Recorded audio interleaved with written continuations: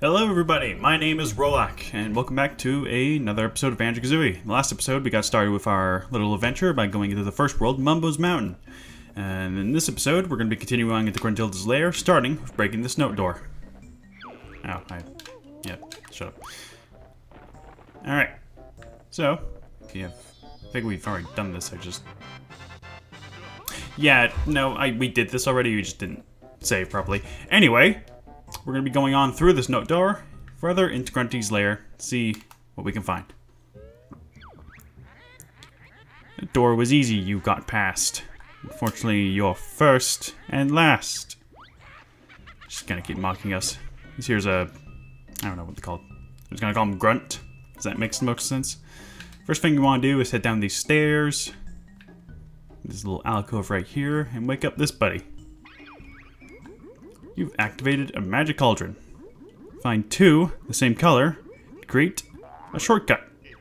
So these guys are essentially the fast travel of the game. There's a set of four. There's four sets of two. I don't know. There's four different colors of two cauldrons. I don't know how to say that properly. If you activate a cauldron, you activate another one of the same color, you're able to warp between those two, thus creating an easier way to get around the lair. That's the only way you are going to be getting across the lair quickly and efficiently. Before we head on to that little painting over there, there's somebody we have to see here. Hello there, young ones. I'm Gruntilda, Gruntilda's nicer sister. I've crept down here to help you defeat the old hag. It's about time she was taught a lesson. I know all of Grunty's disgusting secrets, and I'll tell you 3 of them every time you find me. Remember them well, young ones, as they will help you avoid a fiery fate.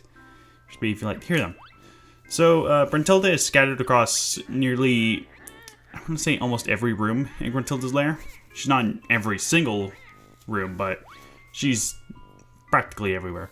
You want to make sure to find her and talk to her because she will share secrets about Gruntilda that are going to be helpful much later in the game. But those are exactly, we'll get into much later. For now, let's go ahead and see what she has to say. Grunty brushes her rotten teeth with tuna ice cream flavored toothpaste. That's disgusting. She also washes her hair with engine oil. Yuck. And she gets her clothes from Saggy Maggie's boutique. So yes, you want to make sure you remember those. Or if you're watching the Let's Play, you can just tune to this video and see what the answers are.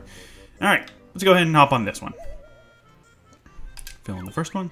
Balls is going to give us another tip about these. If you want to take one out, you press the down C button. But if they're already in there, you can't do anything about it. So we press down C, we're able to retrieve it. I don't understand why you would want to do that, to be honest. I've never fully understood why that was an option. But anyway, with that out of the way, we've unlocked our second world. Treasure Trove Cove. Now, there are actually 2 paintings in this little room right here. However, that little thing right there is grayed out, and the painting's just up there. So, we're going to have to find some way to get up there a much easier way. Or a much more efficient way. Moving on to the next room. Let's see what we got. We got a sewage pipe, got another grunt. Let's head into this pipe right here and see what we can find. Alright, heading down through here. Got another grunt. And jump over here, and we got another cauldron. This is not the same cauldron as the one we woke up last time. It was red. This one is orange, I assume. So if we try to hop into a cauldron with just one woken up, it just spits us right back out. Just go and jump up here to grab a feather. Certain type of feather. Lucky you, I'm an invulnerability feather. Bottles will tell you more. So that's a certain power-up that we haven't gotten, and we won't be getting it for quite a while, actually. Take out this guy. Going up here, we have another note door. This one's costs 180. Found some notes, but you need more to break my spell. Past this door. Alright, so, as I said before, any passageway that has that creepy looking monster thing above it, that means it's going to be another level entrance. However, I'm going to take a little detour for the time being and go through here. Little alcove. Let's see what we have here. Seem to have another picture. However, there's no Jiggy for it. There's no podium for it. That's strange. Let's see what else we can find here. It's Brentilda again. Luckily, Grantee's nickname was Hog Breath at which school? I also know that Putrid Parrot Puke. Oh, for Christ's sake. Shut up, Grantee. Grantee, shut up. There we go. What else? And the old hag's favorite color is ghastly gray. That's not too bad. Oh, also, as with bottles, if you talk to Brentilda when you are damaged, she will fully heal you. If I also remember correctly, there is... Or not. That's weird. Hang on. Is it over here? Yep, there it is. Get a little extra life right there. And if you haven't been noticing with the decrease of lives every new episode, I have been recording in different sessions. It's been easier for me, but for upcoming plans, I'm going to have to record a couple more episodes in a row. So I don't overload myself with a bunch of different work and stuff. Anyway, here we are in the entrance to Treasure Trove Cove. Let's not waste any more time and dive right into it.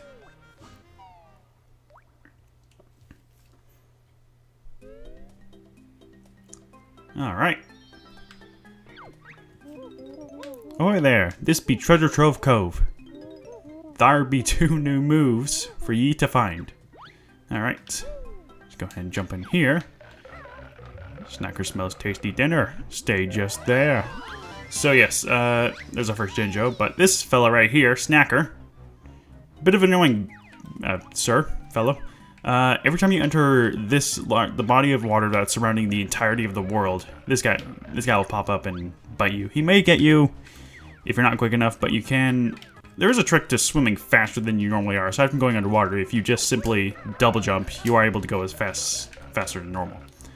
There's a snippet here. That's an easy way to get rid of him. Certain enemies... And not every enemy is going to die in one hit. A snippet, for example, if you hit it with a normal attack, aside from the beak barge or the beak slam, I forget what it's called, they will just they'll get knocked over on their back. Banjo will then have to attack them again. Oh, I can just demonstrate right here. So we just do a roll attack, just gets knocked on his side. And then we're able to do another attack, but he'll just get back up. However, we do a stronger attack, or not, it's mostly just ground slamming it is. If you knock them on their back and then destroy them, they only drop 1 honeycomb, but if you destroy them when they're on their feet and not on their back with a ground slam, then you're able to get 2 honeycomb pieces from them. Alright, let's go ahead and talk to this guy right here. Alright, this is Nipper's Beach. You find nothing without Nipper's help. Help us then, crustacean brain. Your cheeky bird need feathers clipping. Oh yeah? Just try it, shellhead. Alright, so we gotta wait for him to do his little cycle of attacks and go right for his eyes. He always has the same amount of... It's very easy to do this. I guess that's your boss for this level. Very simple to get him out. Alright, now even though he retreated back into a shell, he's nowhere to be found in the shell, and it's also a lot bigger than it is on the outside. That could be said for a couple of things, really. Alright, go all the way through the spiral. You get a couple more snippets in here. Just go ahead and kill them both. And got our Jiggy. First Jiggy of the level. Like I said in the last level, not every Jiggy will be easy to find and won't be all conglomerated onto one. I don't even know if I used that word right, if it isn't even a word. They won't be in the same area all at the same time. They're going to be more spread out through the level as you further progress to different levels. Quickly go around here and grab this to get a Mumbo token. Mumbo himself is not in this level. Like I said in the last episode, he's not present in every single level. It's only 5 levels. But for now, actually, hang on. I'm going to grab these things over here. Climb up these trees and grab these. Whee! I'm a red feather. I help Kazooie fly. When she knows how. So we got a little foreshadowing of certain new abilities in our honeycomb hive there. Go ahead and climb up these and get some more notes. Now, something I didn't point this out in the last episode, but something I really like about this game is that as you enter new areas, like when you enter this area, the music changes up a bit to a more piratey themed, like the accordion and stuff. That happens throughout most of the entire game. Like even in Mumbo's Mountain, it happened when we went up to Conga. More of like tribal going on, more of a tribal beat going on along with the bass music. And we even got near Mumbo's Mountain and got more like tribal-ish. I really like this. I really like that about the game. It's partly why it's one of my favorites, because they do so much good thing. They do so many good things with the music. It's just really, really done. Well done. Grant Kirkup knows how to do things. Ahoy there! I'm Captain Blubber, and I lost me treasure when me ship crashed. Well, go find it then, Blubber Guts. Nar, but I can't swim. Can you help an old sea hippo? Sure, we'll find it for you. There's only... Alright, so first we want to just go ahead and slam down this, get rid of that. Send to a ship. Let's go ahead and dive. Grab ourselves a Mumbo token.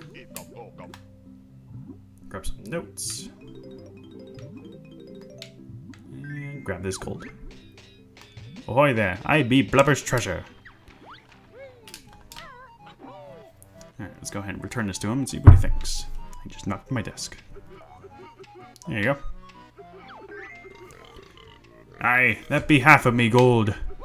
So we gotta find another half. We climb up here, grab another Mumbo token. Alright, and the second piece is gonna be in this little spot. Just, come on, get in there. There we go. Do a quick little turn right here. Grab these notes. A couple more quick turns. Come on, grab this. I can't remember if I mentioned this in the previous episode or not, but while swimming, if you hold R, you are able to sharply turn. So instead of just holding in the direction, you just do a quick turn with while you're holding R, and it makes the swimming a lot easier. There you go, Blubber. Me treasure, thank ye me hearties. Take this reward. I'm off to spend, spend, spend. Alright, adios. I think that's the right term for a pirate. Alright. Let's go ahead and climb up. Nope. Oh yeah, I never showed that in the last episode. Yeah, with Kazooie you can also, well, with the egg thingamajig, the ancient ways of the egg, you can hold forward to just shoot them forward. However, if you hold back, you're able to make them exit through the rear. Now, while they are bouncing, they can also damage enemies, but you can also grab them while they're traveling to pick them back up. So if you're like making a mistake or something, very handy. Let's go ahead and dunk the balls here. With this molehill, that makes 0 sense whatsoever. This is your big chance, chicken legs. It's time for you to fly. At last, it better be easy, ball guys. Simple enough even for you, bird brain. Just stand on a flying disc, press A. Here's 25 red feathers to help you into the air. See ya. So he doesn't mention this, but the red feathers, you can carry up a total of 50 of them. That's the thing with the feathers, with the ammo and stuff. Bottles will always give you half of what is the maximum. So he gave us 50 eggs in the last episode. He gives us 25 feathers in this one. To fly higher, I'm just going to explain this because it's easier. To fly higher, you need some red feathers. Press A to use one. But remember, Beaky can only carry 50. Things about flying. You can use a ground slam. But don't do it when you're really, really high because you will take fall damage. Normally you want to wait till you're near the ground to do a ground slam, or you can just land on yourself. Flying's also a bit tricky sometimes. Okay.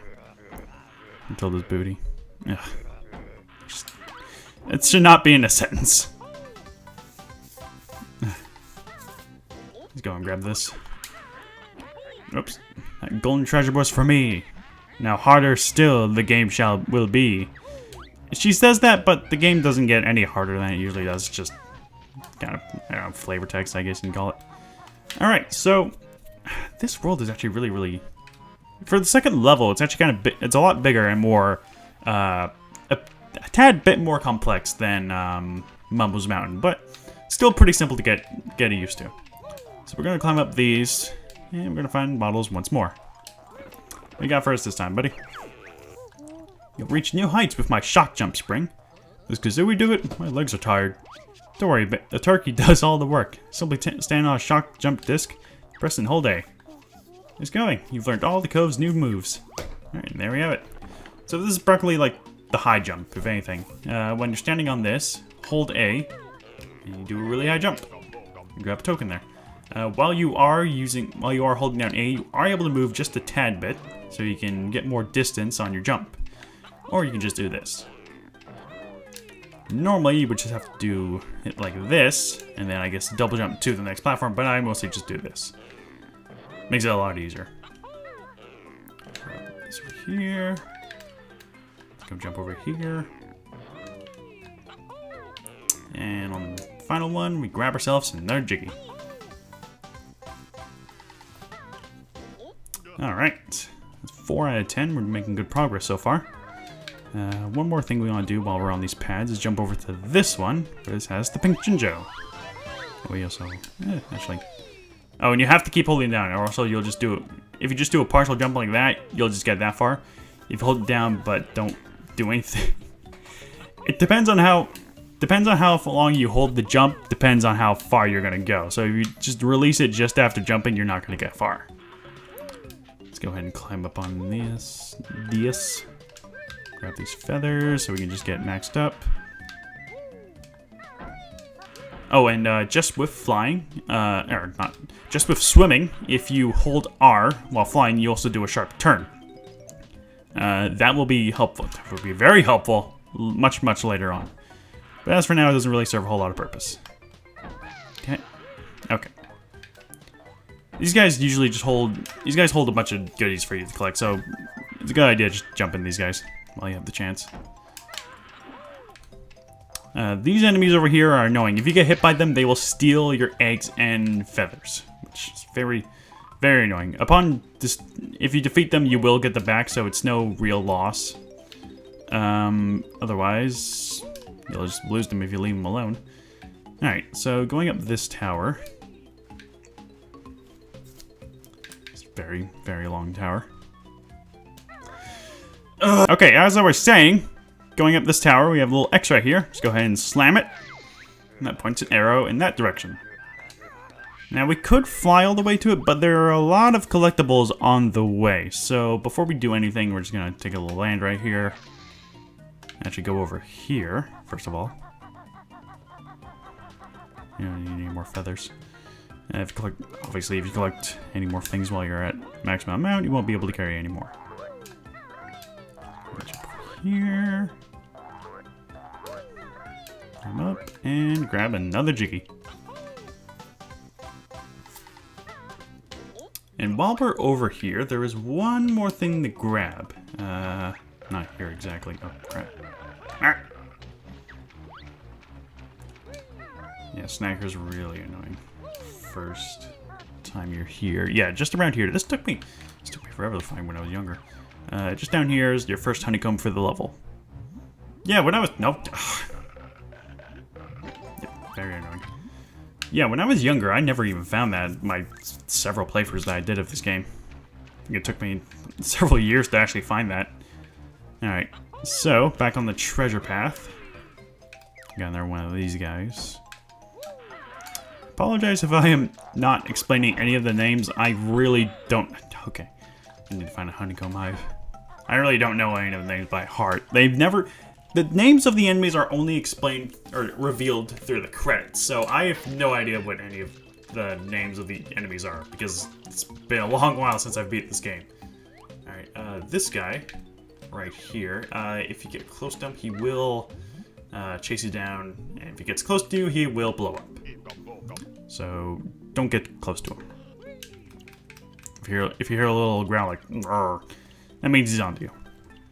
Just go ahead and grab these notes over here. Crush this guy. Jump up over here.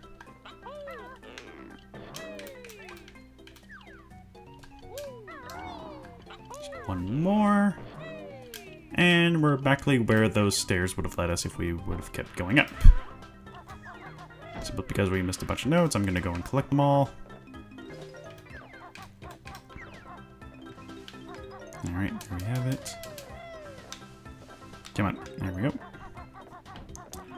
careful enough, you are able to climb all the way on these, but they're very narrow. Alright, this guy has... Okay. Also, the speed at which they close is... It seems to be random. I'm not too sure about that. You guys got 2 Mumbo tokens, which are very helpful. Crap. There we go. Hey, 64. That's the console. Alright. At the very bottom of this one is, surprise, another Jiggy. Alright. And just over here is the orange Jinjo. There we have it. Alright. So, I think now's a good time to probably end the episode off. We have made a lot of progress, and... Oh, bollocks. We've made a lot of progress throughout the level as it is, and we also explored a bit more of Gruntilda's lair and discovered some things. So... If I can just get back to land. So, next time on Banjo-Kazooie, we're going to be going further and further into this level, seeing what we can grab, finishing up the treasure hunt, and finishing up pretty much the entirety of Treasure Trove Cove. See you guys then.